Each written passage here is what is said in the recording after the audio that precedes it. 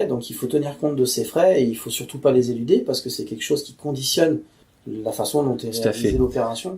Alors, est-ce que tu peux nous expliquer un peu la fiscalité dans le cadre du contrat d'assurance vie, que ce soit dans un produit financier ou via ces systèmes de SCPI? Alors, c'est les fameux 8 ans à attendre en fait c'est ça. avant le cadre de pouvoir fiscal, retirer des gains et d'être moins imposé en fait. Le cadre fiscal, il est très simple en assurance vie, c'est-à-dire que, et on a de la chance parce qu'en Nouvelle-Calédonie, on a une fiscalité très avantageuse. Encore plus avantageuse qu'en métropole. C'est ça. Donc aujourd'hui en Nouvelle-Calédonie, pour tous les produits d'assurance vie, donc lorsqu'il y a des... je m'exprime mal, je vais le redire. Entre 0 et 8 ans, la taxe qui s'applique sur les plus-values s'élève à 10%.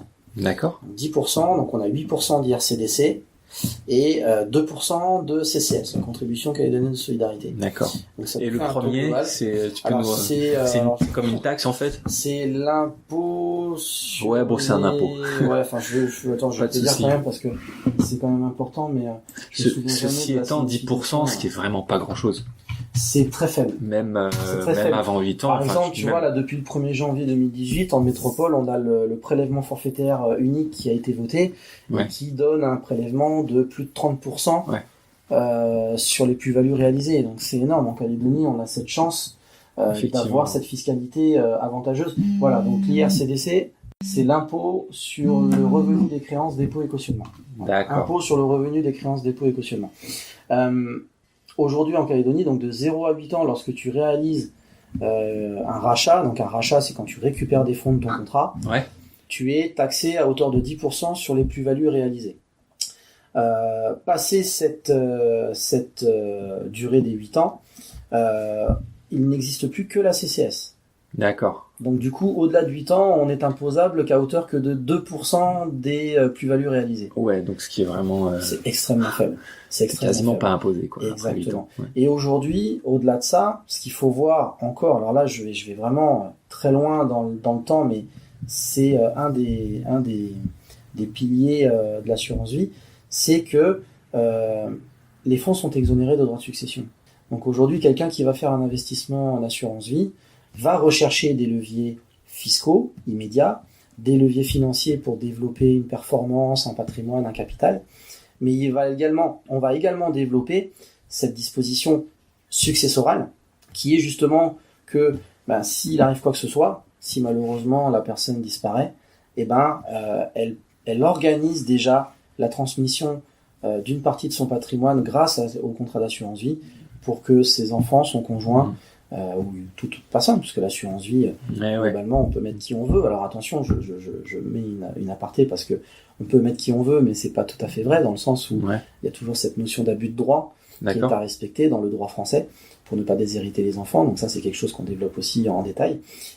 Mais voilà, ça permet à une personne de transmettre du capital, du cash, grâce à l'assurance vie, en exonération totale de droits de succession en cas de décès. Et ça, c'est une disposition très importante parce que ça permet justement de travailler sur un principe d'optimisation du patrimoine, notamment dans sa transmission, puisque généralement les gens, là je vais peut-être développer un point que tu voulais poser un peu plus tard, ça fait le lien, c'est-à-dire que aujourd'hui en Calédonie, on se rend compte très souvent que les gens investissent beaucoup en immobilier, et à juste titre, parce qu'un investissement immobilier aujourd'hui c'est quelque chose de rentable et de protecteur.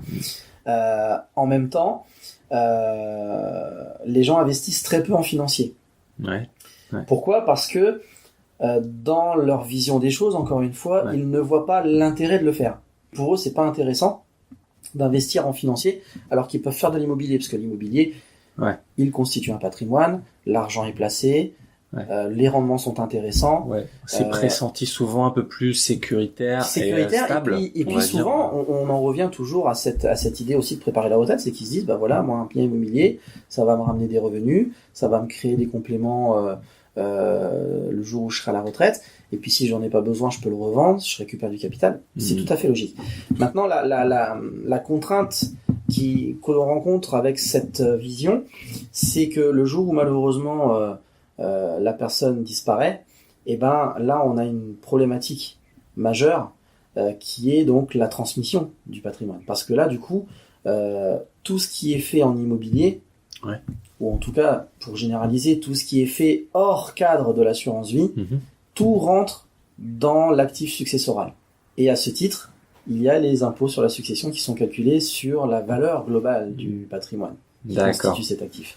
Et là, nous, notre rôle va être de conseiller donc nos clients en leur donnant des solutions justement pour alléger au maximum cet actif de manière à alléger au maximum l'impôt sur la succession. Et l'assurance vie est l'outil majeur qu'on utilise dans ces... Alors, la succession, c'est vrai, quand on a 30 ans ou 40 ans, ça, on n'y pense pas forcément. Et c'est, et comme tu dis, c'est quand même quelque chose qui est déterminant, puisque le taux d'imposition sur la succession peut être quand même assez élevé. Pour un enfant, ça peut aller jusqu'à 20%. D'imposition. Surtout si on n'a rien préparé, je dirais, et en cas d'accident, malheureusement, ça peut arriver.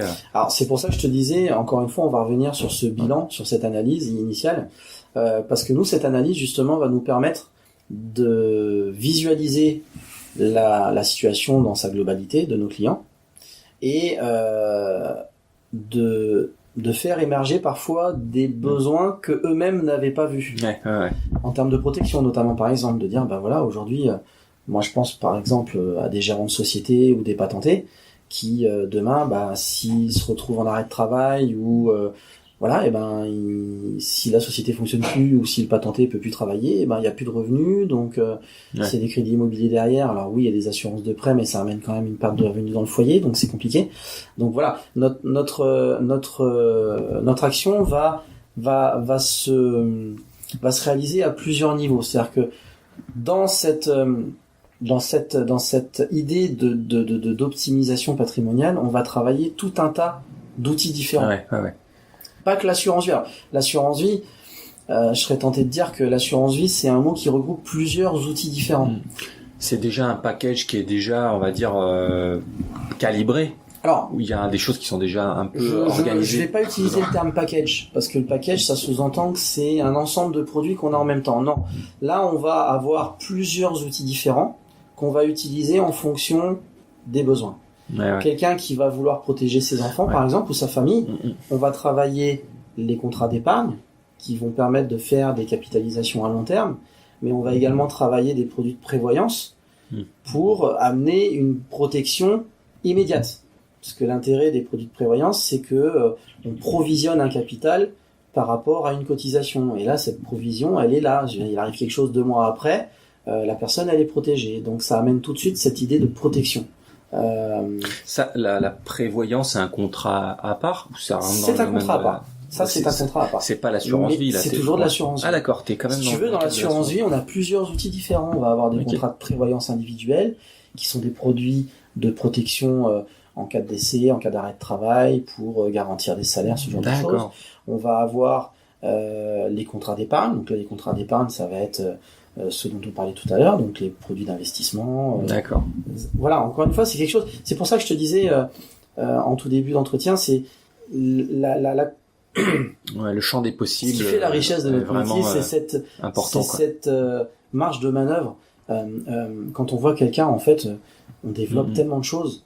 Parce que à chaque fois qu'on a dès que le client nous fait savoir un besoin ou un intérêt particulier, toi tout de suite tu peux déjà orienter, on peut le développer.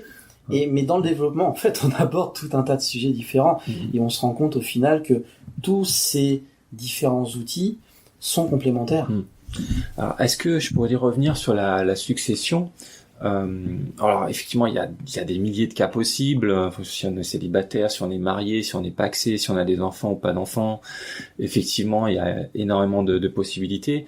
Est-ce que tu peux nous dire, en grosso modo, ce qu'il faut quand même prévoir pour préparer sa succession de façon générale, dans le cadre d'un mariage, d'un Pacs, et le fameux testament. Donc la première chose, effectivement, qui va conditionner une succession. Alors, succession, ça c'est en cas de décès, mais on va parler plus largement, même en cas de dissolution, par exemple. Des gens mariés qui décident de divorcer, les dispositions vont s'appliquer de la même manière puisqu'on est dans une dissolution du mariage. Donc la première chose à faire, c'est de bien choisir son contrat, déjà, si tant est qu'on en souhaite un. puisque par défaut, lorsqu'on se marie, on est marié sous ce qu'on appelle le régime de la communauté. C'est la communauté réduite aux acquêts. Donc en fait, c'est une communauté qui est constituée de tout ce que le couple acquiert pendant l'union, pendant le mariage. Okay. Voilà. Et ça n'empêche que, en parallèle de ça, donc ils ont toujours ce qu'on appelle nous, c'est les masses de biens propres, c'est leurs biens propres, c'est-à-dire c'est ce qu'ils possédaient avant le mariage. Imaginons quelqu'un qui possède un appartement, qui s'est acheté un appartement, il se marie, cet appartement, il lui appartient à lui, même s'il est marié. C'était avant le mariage. Parce que c'était avant le mariage, voilà. Si maintenant ils achètent un bien pendant leur union, là, dans ce cas-là, le bien acheté pendant l'union rentre dans la communauté. Donc là, effectivement, c'est un partage. Du coup, c'est un partage qui peut être, dans le cas du mariage en communauté de biens, c'est 50-50. C'est ça, en Généralement, fait. C'est du 50-50. Ouais. Après, il peut y avoir des dispositions particulières, mais ça, après, effectivement, elles sont prises par acte notarié. Enfin, c'est fait avec des dispositions particulières. D'accord. Mais généralement, oui, c'est du 50-50. Là. D'accord. Donc là, moi déjà, je pense que la première chose à bien comprendre, c'est l'importance des contrats et la façon dont ça fonctionne. Après, dans le cadre d'une succession, ça va être l'orientation que l'on fait prendre au patrimoine. C'est comment on va structurer le développement du patrimoine. Donc, je le disais tout à l'heure, très généralement en Calédonie, comme ailleurs aussi, c'est pas spécifique au territoire. Généralement, les gens travaillent sur l'immobilier parce que c'est ce qui est rentable, c'est ce qui ramène des revenus conséquents. Et en même temps, ça permet de se constituer un patrimoine. Parce que parfois, les gens n'ont pas de financier, mais peuvent faire de l'immobilier par le crédit. Bah oui, l'immobilier classique. Exactement. Maintenant, moi, ce que j'essaye de faire lorsque je rencontre cette typologie de patrimoine, c'est de dire, voilà, aujourd'hui, vous avez travaillé sur de l'immobilier. C'est très bien, puisque l'immobilier est un outil porteur. Maintenant, ce que je vais vous demander, c'est de voir plus loin. Voilà, parce qu'aujourd'hui vous avez une vision arrêtée à maintenant, mais demain, si vous arrive quelque chose, qu'est-ce qui se passe? Et là, on rentre justement dans cette idée de succession, puisque on va faire comprendre que tout ce qu'ils ont fait jusqu'à présent est imposable. D'accord, c'est ça. Et là, il y a une prise de conscience très souvent qui s'opère, c'est-à-dire que les gens réalisent que oui, ils ont du patrimoine, ils ont pris des dispositions, mais au final, le jour où ils vont partir, ça va créer des problèmes financiers. Parce que la difficulté dans ce cas-là, c'est de se retrouver avec des enfants qui n'ont pas les moyens de payer les frais de succession. Et là, dans ce cas-là, c'est vente de biens ou mise en enchère de la succession. C'est ce qu'on voit aussi parfois. Et parfois, les gens qui constituent un patrimoine pendant des dizaines d'années, se retrouvent, en tout cas, le patrimoine se retrouve en perdition parce que derrière, il n'y a pas ce qu'il faut pour payer les droits. On est obligé de revendre une partie. Exactement. Donc ça, c'est compliqué. Mais juste, est-ce que peut nous dire un peu comment optimiser cette transmission justement. Via déjà l'immobilier classique et via tes astuces toi Alors on va pas travailler sur le patrimoine existant parce que le patrimoine existant il est là, il travaille. Par contre, on va s'attacher à développer des dispositions en assurance vie. D'accord. Du coup, ça, on peut pas faire grand-chose, même à travers un dispositif de testament. Alors, on peut faire des donations. Ouais. Déjà, okay. Ça, je dirais que au niveau de l'immobilier, ce serait une des premières choses à faire. Donation pendant du vivant, en fait, c'est ça. Exactement, faire des donations de son vivant, puisqu'on a cette chance en Nouvelle-Calédonie, encore une fois, en Calédonie, on est très chanceux, c'est que contrairement à la métropole, où le principe de donation est assez rigide, en Calédonie, le régime des donations est très avantageux, encore une fois. D'accord. Il faut savoir qu'en métropole, les donations se font tous les 15 ans du vivant, alors qu'en Nouvelle-Calédonie, on peut les faire tous les 6 ans. D'accord. Donc on peut optimiser un patrimoine en faisant des donations de son vivant tous les 6 ans à ses enfants. D'accord. Et tu as une enveloppe. Alors l'enveloppe, elle est tous les. Ouais, c'est ça. C'est qu'on va utiliser l'abattement des droits de succession qu'ont les enfants lors d'un décès, par exemple. Les enfants bénéficiaient d'un abattement de 18 millions sur les frais de succession. D'accord. Les 18 premiers millions de l'enveloppe. Donc 18 millions, ça équivaut à quoi? À 150 000 euros, ouais, voilà. C'est ça. Et ces 18 millions, dans le cadre d'une donation, les parents peuvent donner jusqu'à 18 millions à chacun de leurs enfants de leur vivant, tous les 6 ans. Tous les 6 ans. Okay. Sans impôt à payer. Donc ça peut être des dons en financier. Donc là, on appelle ça un don manuel. Donc là, c'est donner de l'argent. D'accord. Ou on peut faire aussi des dons sur de l'immobilier, et là on va parler de donation-partage.